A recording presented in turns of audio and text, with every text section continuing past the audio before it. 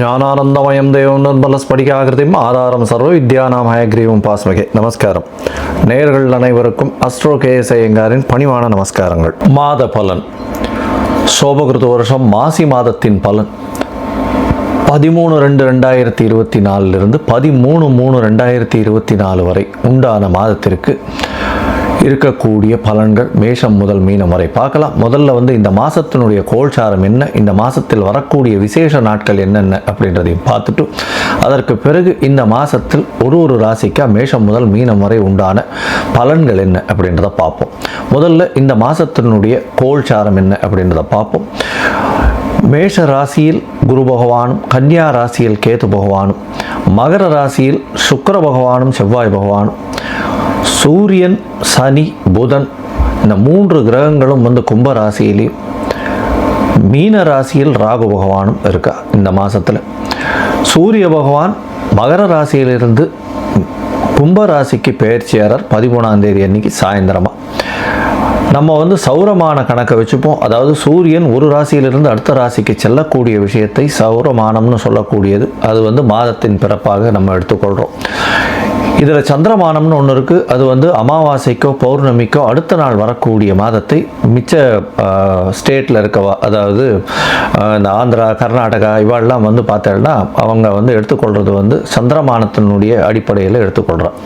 நம்ம தமிழ்நாடு, பஞ்சாப், இந்த கல்கட்டா இந்த மாதிரியான இருக்கக்கூடிய ஸ்டேட்ஸ், இந்தியன் ஸ்டேட் பார்த்தீங்களேனால் அவங்க சௌரமானத்தின் அடிப்படையில் இந்த விசேஷங்களை கொண்டாடுறோம். பொதுவாகவே மாத கிரகங்கள்னு சொல்லக்கூடிய சூரியன், செவ்வாய், புதன் மற்றும் சுக்கிரன் இந்த 4 கிரகங்களை பொறுத்து, இந்த 4 கிரகங்களுடைய மூமெண்ட்டை பொறுத்து தான் இந்த மாதத்தினுடைய பலன்களை சொல்லுவோம். இந்த மாதம் பார்த்தேனால் சுக்கிர பகவானும் சரி, செவ்வாய் பகவான் இந்த மாதம் மொத்தமே மகரத்தில் இருக்கார். சுக்கிர பகவான் இந்த மாதத்தினுடைய கடைசி பகுதி, அதாவது 9/3 அன்னைக்கு பார்த்தேன்னா, அதாவது 8/3/2024 அன்னைக்கு பார்த்தேன்னா மகரத்திலிருந்து கும்பத்துக்கு போகிறார். புத பகவான் 2ஆம் தேதி அன்னைக்கு 2/3/2024 அன்னைக்கு கும்பத்திலிருந்து மீனத்துக்கு போகிறார். இதுதான் ஒரு பெரிய மாற்றமாக இந்த மாதத்தில் அமையிறது. பொதுவாகவே பார்த்தேன்னா மாச கிரகங்கள்னு சொல்லக்கூடியதை வைத்து சொல்லக்கூடிய விஷயங்கள் தான் இந்த மாத பலன்கள். இந்த மாதத்தில் வரக்கூடிய நல்ல விசேஷ நாட்கள் என்ன அப்படின்றத பார்த்தோமே ஆனால், 13ஆம் தேதி சாயந்தரம் மாதம் பிறகுறது. சூரியன் மகரத்திலிருந்து கும்பத்துக்கு போகிறார், அதை சொல்லட்டும். 16ஆம் தேதி பார்த்தேனால் ரத சப்தமி, அதாவது வளர்பிறையில் வரக்கூடிய 7ஆம் நாள், அமாவாசையிலிருந்து வளர்பிறையில் வரக்கூடிய 7ஆம் நாள் ரத சப்தமி அப்படின்னு பேர். அதுவும் மாசி மாதத்தில் வரக்கூடியது. இதன் மூலியமாக என்ன அப்படின்னா, இந்த ரத சப்தமியில் தேர்கால்கள், சூரிய பகவானின் தேர்கால் வடக்கு நோக்கி பிரயாணிக்க ஆரம்பிக்கிறது. அதனால் இன்னுமே வெப்பம் அதிகமாக இருக்கக்கூடிய காலகட்டமாக இருக்கும். சரி, 24ஆம் தேதி 24/2/2024 அன்னைக்கு பார்த்தேன்னா மாசி மகம். மாசி மகம்ன்றது பௌர்ணமி சொல்லக்கூடியது. மக நட்சத்திரத்திற்கு சந்திர பகவானும் சூரிய பகவான் ஏற்கனவே கும்பராசியில் இருக்கார். ஒருவருக்கொருவர் 180 பாகையை வரும்பொழுது பௌர்ணமி யோகம் வருது. மாசி மகம் அப்படின்றது பெரிய விசேஷம். குரு பகவான் அந்த சிம்மத்துக்கு வரும்போது மகாமகம் கொண்டாடுற ஒரு 12 வருஷத்துக்கு ஒரு தரமும் அது வரும். இந்த வாட்டி மாசி மகம் வருது. இது 24/2/2024 அன்னைக்கு வருது. இதற்கு அடுத்தது பார்த்தேன்னா 5/3/2024, அதாவது மார்ச் மாதம் 5ஆம் தேதி வாஸ்து நித்திரை விடும் நாள் அப்படின்னு போட்டிருக்கும். புதிய கட்டடம் ஆரம்பிக்கிறது, புதிய இடம் வாங்கிறது, புதுசாக மனை அதாவது அடிக்கோல் இடுறது, அதை தவிர மனைக்கு வாசக்கால் வைக்கிறது, இது எல்லாமே இந்த வாஸ்து காலகட்டத்தில் பண்ணோம். கார்த்தால 9:42 11:12 வரலாம், அதாவது 1.5 மணி நேரம் இந்த காலகட்டங்கள் வரும். 1.5 மணி நேரம் அப்படின்னா 90 நிமிஷம்.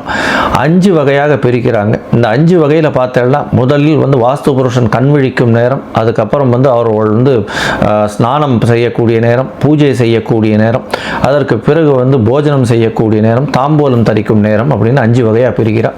இதில் கடைசி 2 விஷயங்கள், அதாவது போஜனம் செய்யும் நேரத்திலையும் தாம்பூலம் தரிக்கும் நேரத்திலையும் வந்து நம்ம வந்து வாஸ்து பூஜையை பண்ணோமே ஆனால் அது வந்து சக்ஸஸ்ஃபுல்லாக வரும் அப்படின்றது இந்த ஜோசிய இதுவில் தெரிவிக்கப்பட்ட ஒன்று, ஜோசிய கிரந்தங்களில் தெரிவிக்கப்பட்ட ஒரு பெரிய விசேஷம். அதனால் எந்த ஒரு விஷயத்தை ஆரம்பிக்கணும் அப்படின்றதுனாலும் இந்த வாஸ்து புருஷன் கண் விழிக்கும் நாள் அந்த கடைசி 36 நிமிஷத்தில், அதாவது 9:42லேருந்து 11:12 வரலும் இருக்கக்கூடிய கடைசி 36 நிமிஷத்தில் வந்து பண்ணினர்களேயானால் அது வந்து வெற்றியை கொண்டு குவிக்கும் அப்படின்றத சொல்கிறோம்.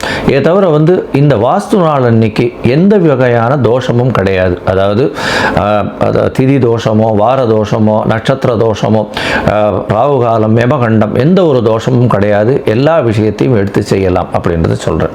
அதற்கு பிறகு பார்த்தீங்கன்னா விஜயேந்திர சரஸ்வதி சுவாமிகளுடைய ஜெயந்தி வருது. அது வந்து 7/3/2024 அன்னைக்கு வருது.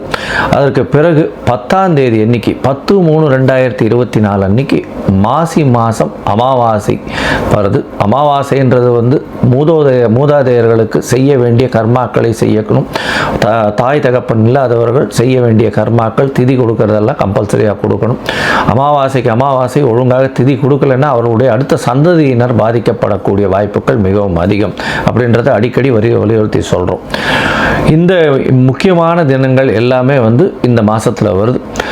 இதை தவிர ஒரு ராசியாக இப்போ வந்து மேஷம் முதல் மீனம் வரை எப்படி இருக்குது அப்படின்றத பார்ப்போம். அதற்கு முன்னாடி என்னுடைய மொபைல் ஃபோன் நம்பர் கீழே ஸ்க்ராலிங் ஆகிட்டு உங்களுக்கு அஸ்ட்ராலாஜிக்கல் கன்சல்ட் தேவைப்பட்டதுன்னா நீங்கள் எனக்கு ஃபோன் பண்ணுங்க.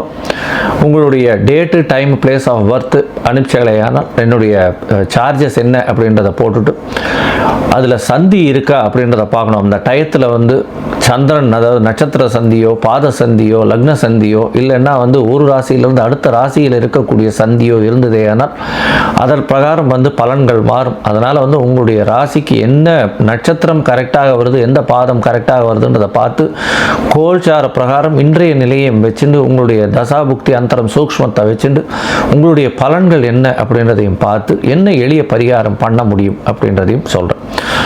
இப்போது மேஷம் முதல் மீனம் வரை மாசி மாதம் சோபகிருத்து வருஷத்தின் பலன்களை ஒன்றொன்னா பார்க்கலாம்.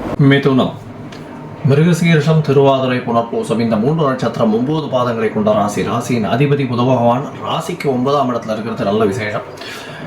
இந்த மாதம் 13/2/2024 13/3/2024 வரை உண்டான மாசமான மாசி மாசத்தில் பார்த்தா சூரிய பகவான் உங்களுடைய ராசிக்கு 9ஆம் இடத்துல இருக்கிறது பெரிய விசேஷம். 9ஆம் இடத்துல சூரிய பகவான், 9ஆம் இடத்துல சனி பகவான், 9ஆம் இடத்துல புத பகவான், 3 கிரகங்கள் இருக்கா. பொதுவாகவே வந்து நம்ம இந்த சௌரமானம், அதாவது இந்த மாச கிரகங்கள் அப்படின்னு சொல்லக்கூடிய சூரியன், செவ்வாய், புதன் மற்றும் சுக்கிரன், இந்த 4 கிரகத்தினுடைய மாற்றங்களை வச்சு இந்த மாத கிரகங்களை பற்றி சொல்லுவோம், மாத பலன்களை சொல்லுவோம்.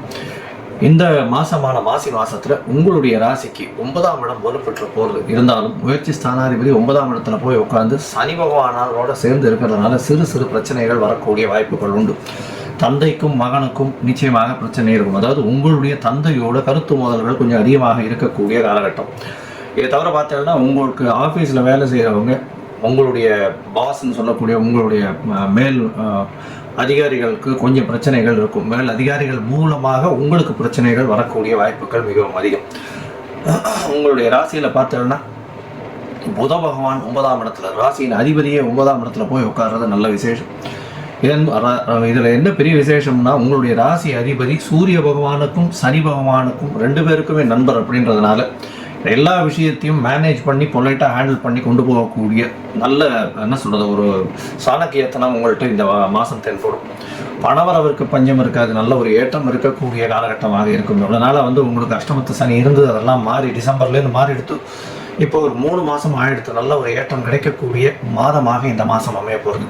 இந்த மாதத்தில் உங்களுடைய ராசிக்கு பார்த்தோம்னா குரு பகவான் உங்களுடைய ராசிக்கு 7ஆம் இடத்தை பார்க்கறது, அதாவது தன்னுடைய 9ஆம் பார்வையில் 7ஆம் இடத்தை பார்க்கறதன் மூலியமாக திருமணத்திற்கு பார்த்து கொண்டிருப்பவர்களுக்கு திருமண பாக்கியம் நிச்சயமாக உண்டு. உங்களுடைய ராசிக்கு பார்த்தாலேயானால் 5ஆம் இடத்தையும் வந்து குரு பகவான் பார்க்குறார். 5ஆம் இடத்தை பார்க்கறதாலும் 5ஆம் அதிபதி அப்படின்னு சொல்லக்கூடிய சுக்கிர பகவான் மறைந்து 8ஆம் இடத்துல மறைஞ்சு போயிருக்கிறது அந்த அளவு விசேஷம் இல்லை. இருந்தாலும் உச்சம் பெற்ற செவ்வாய் பகவானோடு இருக்கிறதுனால மருத்துவம் போன்ற விஷயங்கள் மூலியமாக சிறு சிறு அறுவை சிகிச்சை மூலியமாக குழந்தை பிராப்தி ஏற்படக்கூடிய வாய்ப்புகள் நிச்சயமாக இந்த மாதம் உண்டு. அதாவது குழந்தை பிராப்தி இல்லாமல் ரொம்ப நாளாக குழந்தைக்கு பார்த்துட்டு இருக்கவங்களுக்கு இந்த மாதம் வந்து மருத்துவ உதவியுடன் குழந்தை பிராப்தி ஏற்படக்கூடிய பாக்கியம் நிச்சயமாக உண்டு. இந்த மாதத்தில் பார்த்துடையானா உங்களுடைய ராசிக்கு 5ஆம் அதிபதி 12ஆம் அதிபதினு சொல்லக்கூடிய ஒரு 8ஆம் இடத்துல இருக்கிறது பெரிய விசேஷம். கடல் கடந்து சென்று வாணிபம் செய்யக்கூடிய காலகட்டமாக இருக்கும். திடீர் பண வரவு மறைந்த இடத்திலிருந்து எதிர்பாராத இடத்திலிருந்து வரக்கூடிய வாய்ப்புகள் உண்டு.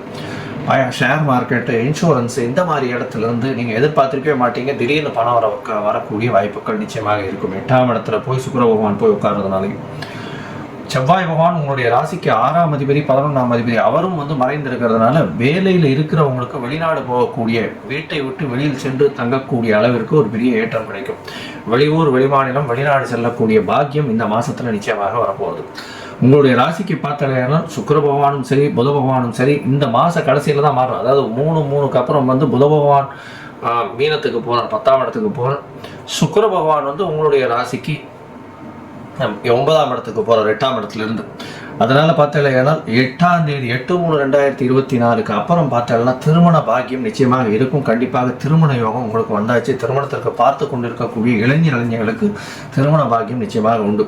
இதை தவிர 11ஆம் இடத்துல 7ஆம் அதிபதி இருக்கிறதுனால பார்ட்னர்ஷிப் தொழிலில் பெரிய ஏற்றம் கிடைக்கும். திடீர் பணம் வரக்கூடிய வாய்ப்புகள் உண்டு. புதிய பார்ட்னர் நிச்சயமாக கிடைக்கக்கூடிய வாய்ப்புகள் உண்டு. 10ஆம் இடத்தில் இருக்கக்கூடிய ராகு பகவான் மூலியமாக உங்களுக்கு வந்து தொழிலில் ஒரு மாற்று தொழில் அமையக்கூடிய வாய்ப்புகள் நிச்சயமாக உண்டு. இந்த மாதம் பார்த்தாலேனால் இந்த புதன் ராசிக்காரர்கள், அதாவது மிதுன ராசிக்காரர்களை பொறுத்தவரை இந்த இன்ஃபர்மேஷன் டெக்னாலஜியில் இருக்கிறவங்க, அதை தவிர வந்து எலக்ட்ரானிக்ஸில் இருக்கிறவங்க, இந்த எலக்ட்ரிசிட்டி பல்பு இந்த மாதிரியான விற்கிறவங்க, அதாவது எலக்ட்ரிக்கல் அண்ட் எலக்ட்ரானிக்ஸ் விற்கிறவங்க, இவங்களுக்கெல்லாம் பெரிய ஏற்றம் கிடைக்கும். அதை தவிர வந்து கவிஞர்கள், இந்த ஆர்ட் டைரக்டர்ஸ், இவங்களுக்கு வந்து சினிமா துறையில் பெரிய ஏற்றமும் புதிய மாற்றமும் கிடைக்கக்கூடிய வாய்ப்புகள் நிச்சயமாக உண்டு. இந்த மாதத்தில் பார்த்தோன்னா பொதுவாகவே இந்த மிதுன ராசிக்காரர்களுக்கு நல்ல ஏற்றமான காலகட்டமாக இருக்கு. கவலைப்பட தேவையில்லை.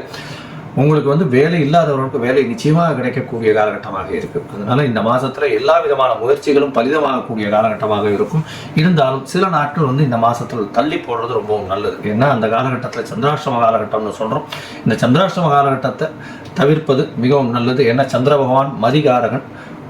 அந்த காலகட்டத்தில் மதி மயங்கக்கூடும். அதனால வந்து மதிகாரகன் 8ஆம் இடத்தில் மறையும் பொழுது எந்த ஒரு வேலையும் செய்ய வேண்டாம் அப்படின்றத சொல்றோம். புதிய முயற்சிகள் வேண்டாம், வெளியூர் வெளிமாநில பிரயாணங்கள் வேண்டாம்னு சொல்றோம். இந்த காலகட்டத்தை தவிர்த்துட்டு எல்லா விதமான விஷயங்களும் செய்யலாம். இந்த புதன் ராசிக்கான மிதுன ராசிக்காரர்களுக்கு பார்த்தீங்கன்னா நல்ல ஒரு ஏற்றமான காலம் இந்த மாதம் இருக்குது. இந்த மாதத்தில் நீங்கள் வந்து குரு பகவானுக்கு பிரீதி பண்ணிட்டு வாங்க. குரு பகவானுக்கு என்ன சார் பிரீதி பண்ணுறது அப்படின்னா, அருகில் இருக்கக்கூடிய ஆஞ்சநேயர் கோவிலுக்கு வாரம் வியாழக்கிழமை போங்க. வாழைப்பழம், அன்னாசி, அதை தவிர எலுமிச்சம்பழம் இதெல்லாம் வந்து வாங்கி தானம் கொடுங்க. உங்களால் முடிஞ்சது பெருமாளுக்கு வச்சுட்டு அதுக்கப்புறம் வந்து தானம் கொடுங்க. இதன் மூலியமாக உங்களுக்கு வந்த பிரச்சனைகளும் வரக்கூடிய பிரச்சனைகளும் எல்லாமே கடந்து போகும். நல்லபடியான ஒரு பெரிய ஏற்றமான மாதமாக இந்த மாசி மாதம் விளங்கும். லோகா சமஸ்தா சுகினோ பவந்து.